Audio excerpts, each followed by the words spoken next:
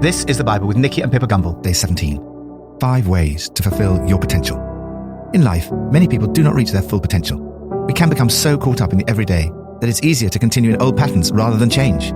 Yet we all have a God-given desire to live to our full potential. Perhaps you remember this celebrated biography. Solomon Grundy, born on a Monday, christened on Tuesday, married on Wednesday, took ill on Thursday, grew worse on Friday, died on Saturday, buried on Sunday. That was the end of Solomon Grundy. For some people, that just about sums up their life. And yet all of us feel deep down, there must be more to life than that. Jesus says in effect, yes, there is. The potential for every human being is great. Jesus wants you to live a highly productive life. He wants you to produce a crop 100, 60, or 30 times what was sown. The minimum is a 30 times multiplication. The key to that potential lies in your relationship with Jesus, a relationship that can be as close as that of a brother or sister or mother. You can live a life of real purpose that can make a difference to the world because of what you receive from Him. Your potential is not about being driven by ambition or success. It's about recognizing who you are in God.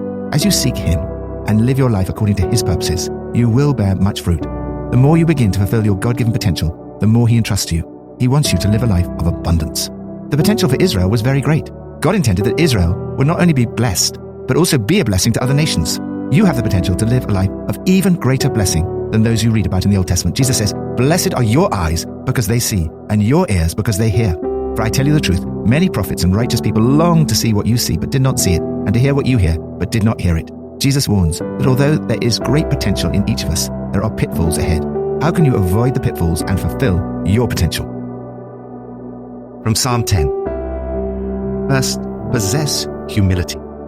In his book, Finding Happiness, Monastic Steps to a Fulfilling Life, Abbot Christopher Jameson defines pride as self-importance. He writes, humility is an honest approach to the reality of our own lives and acknowledges that we are not more important than other people. The psalmist goes on a journey from feeling that God is far off in times of trouble to a realization, as we will read tomorrow, that God certainly does see trouble and grief, does listen to the cry of the afflicted, and does defend the fatherless and the oppressed. In fact, it is the wicked who seek to make themselves distant. Your laws are rejected by Him. They think of themselves as more important than others, especially the poor, whom they draw into their net and crush. These verses tell us about the pitfall of pride. When things go well, it's tempting to say, nothing will ever shake me, no one will ever do me harm. We can be tempted to feel that we have no need of God. In their pride, the wicked do not seek Him. In all their thoughts, there is no room for God. It is easy to become arrogant and boastful. This psalm warns us against doing so and reminds us of our need for God. Lord, keep me from pride, arrogance, and self-importance. May I seek You with all my heart, remembering that I need You and that You never forget me. New Testament from Matthew 12 and 13. Second, pursue intimacy. Some dangerous cults have twisted the words of Jesus. To teach that becoming a Christian means severing relations with your family. This is not only dangerous, but it's also unbiblical. The 5th commandment is to honor your father and your mother. In the New Testament, we're told that anyone who does not provide for relatives, especially for immediate family members, has denied the faith and is worse than an unbeliever. Yet Jesus shows here that there's something even more important than your relationship with your own family. Your supreme calling is to an intimate relationship with Jesus, doing the will of the Father. Jesus says, "Whoever does the will of my Father in heaven is my brother and sister and mother." His words speak of intimacy, permanence, and acceptance, a relationship at the deepest possible level. You can have this amazing closeness to Jesus. Stay close to Him each day, and you will fulfill your potential. Third, put down roots. The highs of spiritual experiences are very important, but if they're not combined with deep spiritual roots, there's a danger of shallowness, which can lead to falling away. Be aware of this pitfall. We can all fall away in our hearts, even while we're doing the right things. Jesus talks about the seed that falls on shallow ground.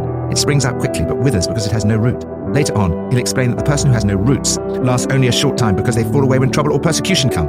Your spiritual roots are the parts of your life that no one else sees, your secret life with God. This includes your prayers, your giving, and your thought life. If you want to fulfill your potential, make sure you develop deep, strong, and healthy roots in your relationship with God. Fourth, protect your heart. It's so easy for people to be distracted by the busyness of life. Many things can fill your life and push out time for God, church, and other ways in which your spiritual roots could be developed. Again, this is a danger for us all. Jesus warned about thorns. God attacked the unsuspecting city, killing every male. They carried off all their women and children. The result was a disaster. Jacob says, "You have brought trouble on me by making me a stench to the people living in this land. We're few in number, and if they join forces against me and attack me, I and my household will be destroyed." The actions of Simeon and Levi are roundly condemned for their violence, ferocity, and cruelty.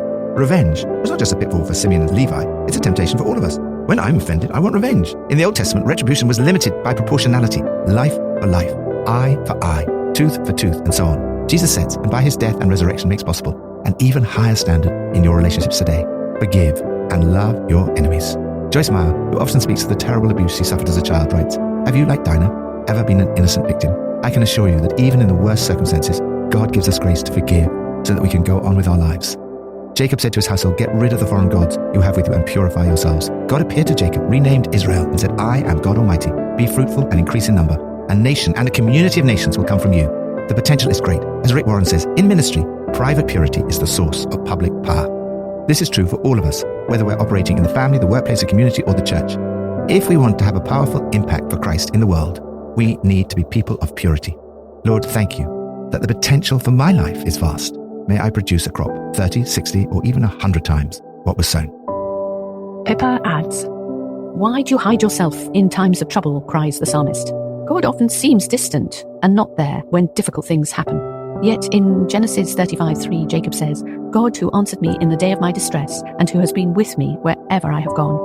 Although sometimes we feel he's not there, he is. God has been with us wherever we've been.